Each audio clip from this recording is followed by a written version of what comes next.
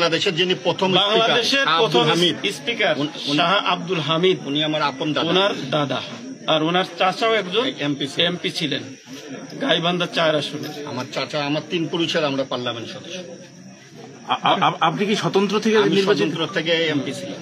আমি স্বতন্ত্র থেকে এমপি ছিলাম। আমি স্বতন্ত্র থেকে উপজেলা চেয়ারম্যানও ছিলাম। আমি এবারই সর্বশেষ এমপি হয়েছি উপজেলা চেয়ারম্যান। আমি এমপি নির্বাচন। এবার দেখি আমাদেরকে আপনাদের জন্য বলি, আপনারা পরে ঝামেলা করেন না।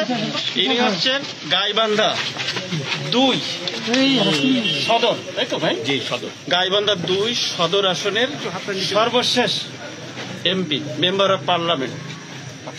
ওনার নামে গাইবান্ধাতে মামলা আছে। সেই মামলার রেফারেন্সে আমরা ওনাকে এখানে পেয়েছি, আমরা নিয়ে যাচ্ছি। আমার দিনাজপুর সদর থানা, কোতোয়ালি থানাতে থাকবে। পরবর্তীতে এসে গাইবান্ধা থেকে পুলিশ সদস্যরা আসবে, এসে ওনাকে নিয়ে যাবে, নিয়ে গাইবান্ধা কোর্টে ওনাকে হাজির করবে। মার্চ মাসের, আপনারা কি প্রশ্ন করবেন আমি বুঝি। জেলা আওয়ামী লীগের উনি কোন পদে আছে স্যার? শোনেন, উনি গত মার্চ মাসের 1 তারিখ থেকে এই বাসায় আত্মগোপন করেছিলেন। আওয়ামী লীগের কোন পদে ছিলেন বলে দেন, আপনি বলে।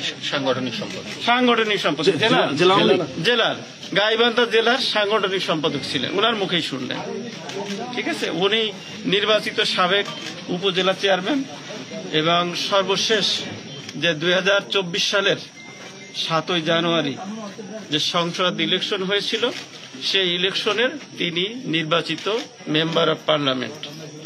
তিনি গাইবান্ধা জেলার কয়েকটি মামলার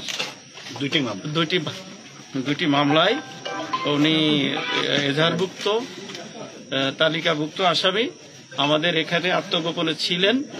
আমরা সংবাদ পেয়ে আমরা ওনাকে নিয়ে যাচ্ছি এবং গাইবান্ধা পুলিশকে আমরা হস্তান্তর করে দিই। মালিক ওনার আপন ভগ্নিপতি। আমরা যতদূর জানি যে রাষ্ট্রপতি ওনার কোনো আত্মীয়। জি, রাষ্ট্রপতি না,